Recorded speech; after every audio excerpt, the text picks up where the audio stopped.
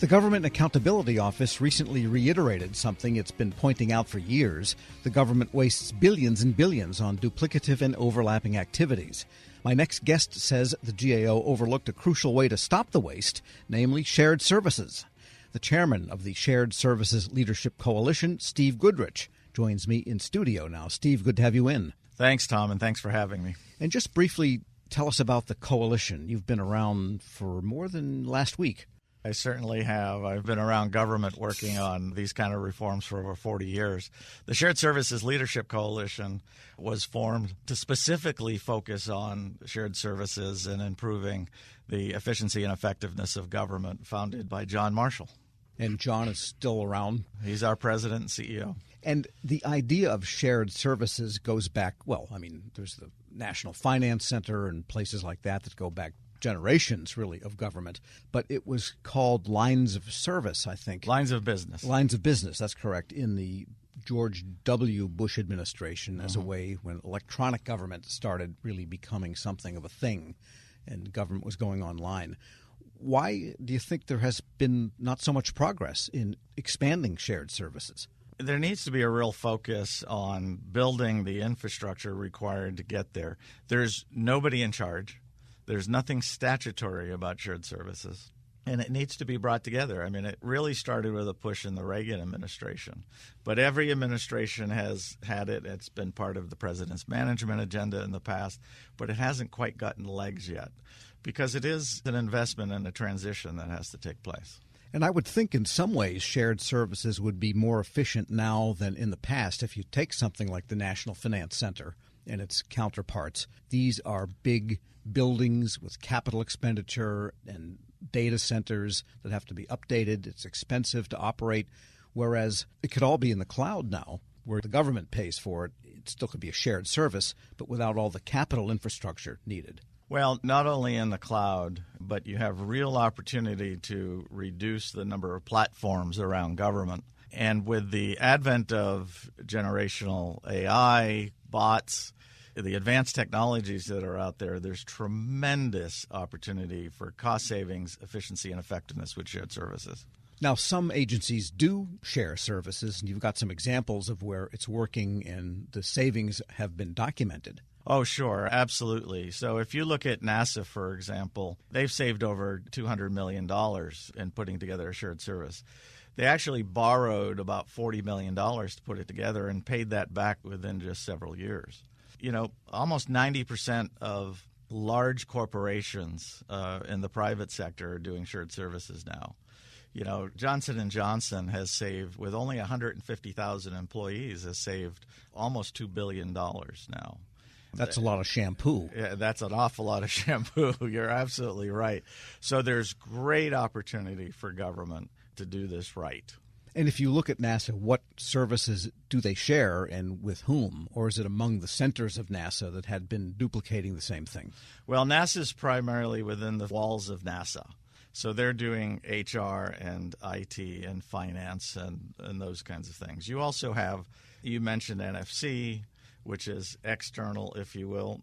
And the Interior Business Center. And the IBC and the Interior Business Center supporting other agencies, PSC at HHS, ARC at Treasury.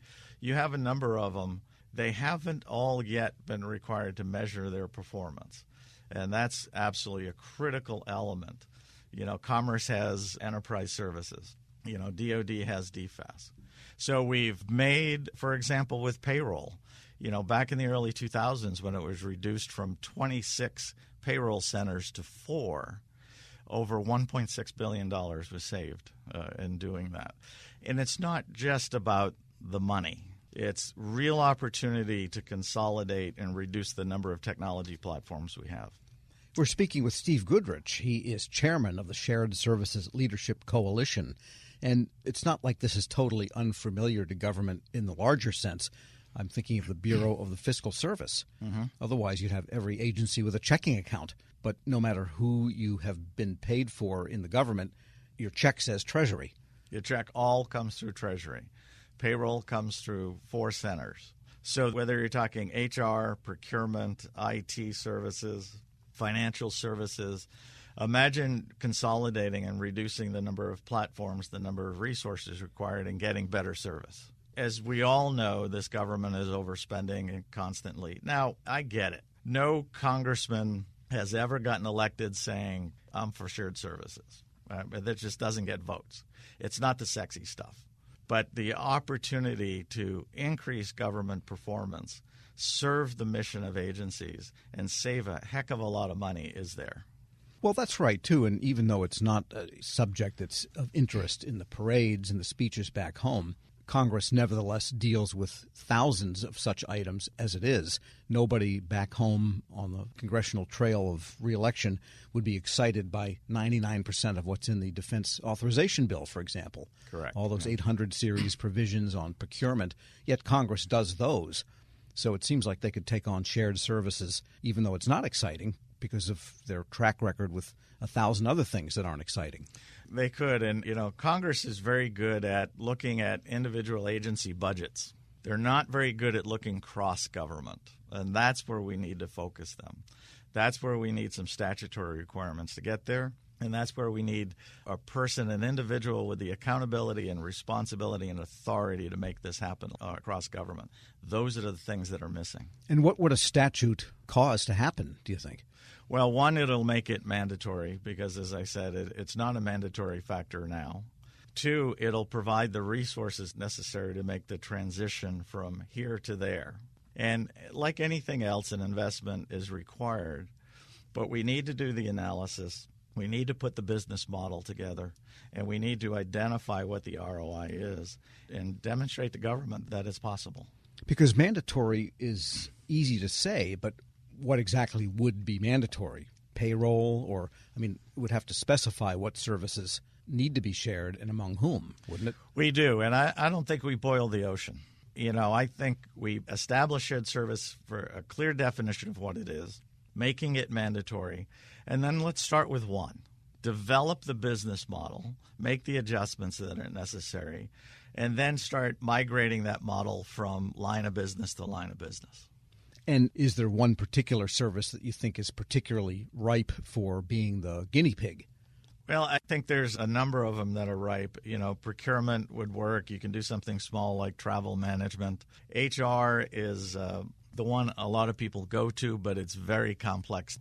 I think we should be working on that. And there are folks like the QSMO at OPM who are working on building the foundations out for the marketplace, the standards, things like that for getting there, as well as for, grants is another possibility to really push on grants. Again, you don't want to boil the ocean because you want to get this right and make sure, in Washington, our memory fades after a number of years.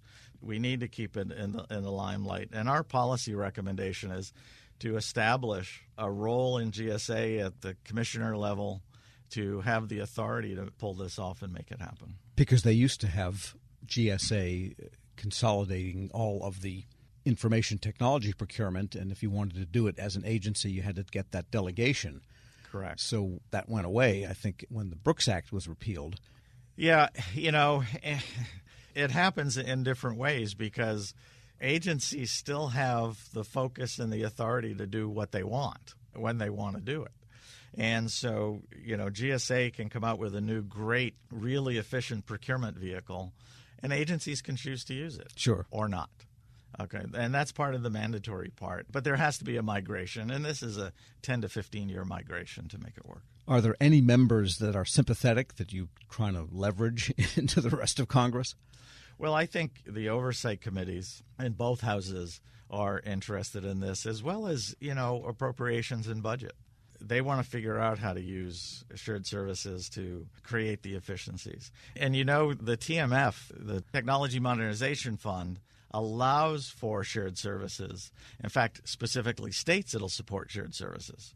It hasn't to date, but there's real opportunity because the investment for this isn't just Congress appropriating funds and absolutely getting a return. You do have TMF.